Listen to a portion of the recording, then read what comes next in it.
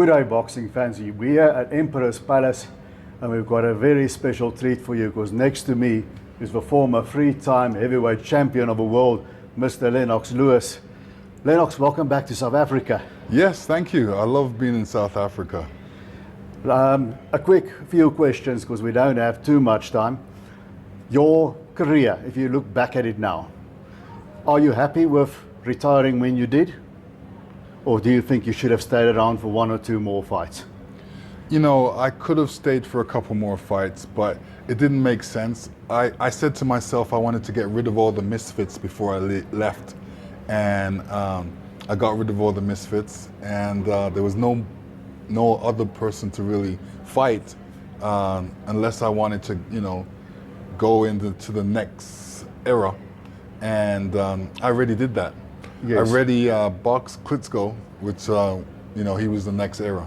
The next era. The Klitschko fight, we're starting way at the end now, but that's a rare occasion where you were going to fight Kirk Johnson. Right. Good boxer, but not a big puncher. Right. And the replacement ended up being more dangerous than the original opponent. Absolutely. And you had to do that last minute adjustment. Yeah. How did that affect you? That affected me not in a good way. At my worst, I still beat him at my best, at his best. Yes, you did win the fight in the end. It was a tough one. It was a tough one. But look what it's a win that aged very well because look what he did after that. Right. Now you fought various opponents in your careers, tall ones, short ones, awkward ones, but also a big array of punchers: Mike Tyson, David Tua, Andrew Golota, Shannon Briggs. The list goes on and on. And yes. Some of them, usually there's two ways you can fight him. You can get rid of him before they become a problem, right. or you can box him and not get hit. You True. did the second with David Tua, you just cruised the points. Yes. And other guys like Andres Golota, you took him out before he became a problem. Yes. How do you decide which way to go? Okay, so let me start with the Golota fight first. The Golota fight, you know, my mom always makes my fight dinners for me, and this time she made it with a different spice in it. I like Scotch bonnet peppers.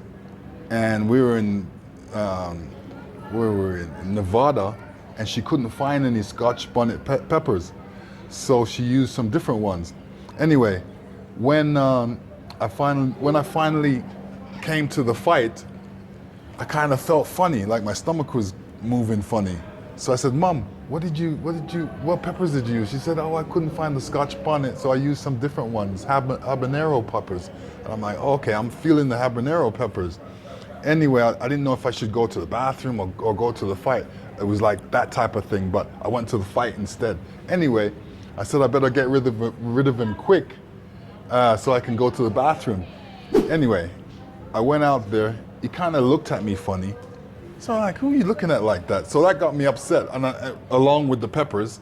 So I went out after him and just went out and gave him some combinations, and he didn't last. So it was all a question of cuisine. It had nothing to do with getting him before he hits you below the belt. Well, that was one of the things. Every time I told people that I'm going to fight Andrew Golota, they go, ooh. They kept on going, ooh. And I'm like, ooh, what? This guy better not hit me in below the belt because I don't have any kids yet. So even that upset me. So there was a big kind of focus on this guy. You know, I was upset at the peppers. I was upset. He looked at me funny, and I was upset that people were always going, "Oh, he might hit me low." So I didn't want him to hit me low either. So I just went out there and got rid of him. The Evander Holyfield fight, the first time. Yeah. Holyfield had one good round in that fight. Yes. And the rest was all you. You just sort of cruised at him like you did with Tua a little bit. Right. And you didn't get the decision. It was a draw. That must have been a terrible feeling. It was a terrible feeling because especially when I found out that a judge got paid off some money not to pick me, and it was one of those things I think a lot of boxers go through, and you have to go through at least one of these type of fights in your career. Unfortunately, I've been through two of them. So. Yes, and the rematch with Evander Holyfield was actually a lot more difficult, but this time you won. Yeah. Would you say that Evander wasn't the biggest puncher you fought, but would you say he was all in all the best boxer you fought? Yeah, I think, you know, I was looking forward to boxing Evander Holyfield because of the fact that he was a good boxer and he was coming up from a cruiserweight position where you know, not too many cruiserweights come up, but he had everything. He had the defense, he had the offense.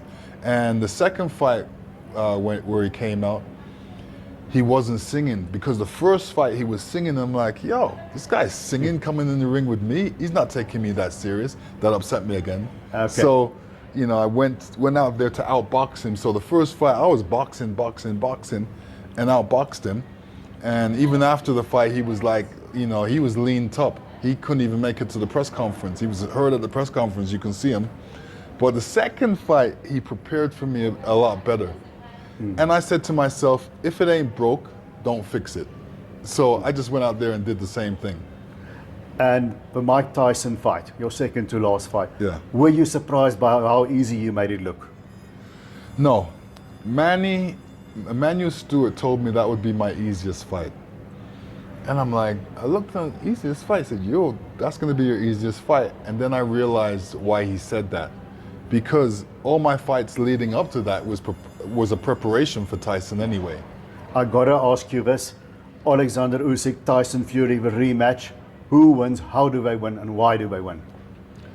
Well, you know, I cannot go against Usyk. Alexander Usyk has proven himself time and time again, and he's still undefeated. So it really comes down to who boxes the best, who's smart in the ring. I didn't think Tyson Fury was that smart in the first fight. I think he played around a little bit too much and allowed Alexander Usyk to really pile up the points. And Alexander Usyk is a difficult opponent. He moves all the time. He's always throwing punches. He's in great shape. And that's hard to beat. I've always said the bigger man always should win if they do the right things. So Tyson Fury has to do the right things in this fight to win. And that's use his jab, use his size, use his movement. So that's how you're going with that. Yes. I always end the interviews by asking the greats like yourself, what advice will I have for younger fighters? It's always a variation of the same. You've got to be absolutely focused. You've got to be in terrific shape. I'm going to phrase it different. How do you retire with your health? Because you're looking great, you sound great. Thank you. If I didn't know who you were, I might say you're a basketball player or a lawyer or whatever. How do you retire with your health? When do you know it's time to go? And how do you keep your money in this game? Okay, so that's two questions. I'm going to answer the first one. The first one is, if you're going to be a good boxer and you want to be a great boxer, you got to go after what Muhammad Ali said. Because I listened to Muhammad Ali. He said, hit and don't get hit. And if you don't get hit, you'll have a longer life leveraging in boxing. And the other thing, how do you keep your money? You got to put it away. You got to get your money, put it away. Do what my mom says. My mom says you can only drive one car at a time. So I only bought one car. I've seen other people out there buying 2, 3, 4 cars. Why? You don't need to. Wise words from a champ, Lennox Lewis. I know you're out of time. Lennox, as always, welcome South Africa. I hope you keep on coming back and enjoy your stay. I will. Thanks for Thank you taking the very time. much. Thank you.